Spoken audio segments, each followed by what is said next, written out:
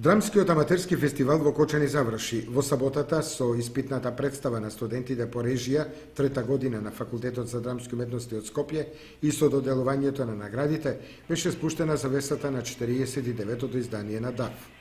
Во 5 фестивалски вечери, љубителите на драмскиот аматеризам и театарот има можност да проследат 15 театарски представи на драмски аматери од Виница, Кочани, Струмица, Куманово, Тетово, Скопје, Демиркапија и како гости групата од Врање, Република Србија.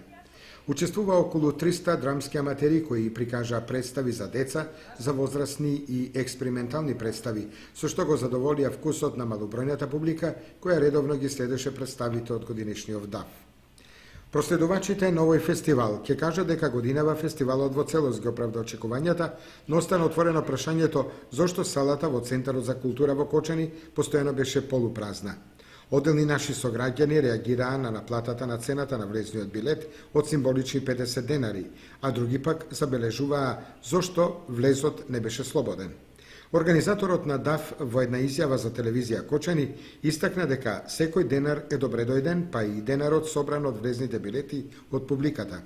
И најчесто добиваме од верната публика која ни дојде за 50 денари купат билет, ние тука некаде од неа добиваме цирка 50 до 60.000 денари. Средства кои што помагаат за изборот на представите, значи можеме таму да го алиментираме целиот тој дел.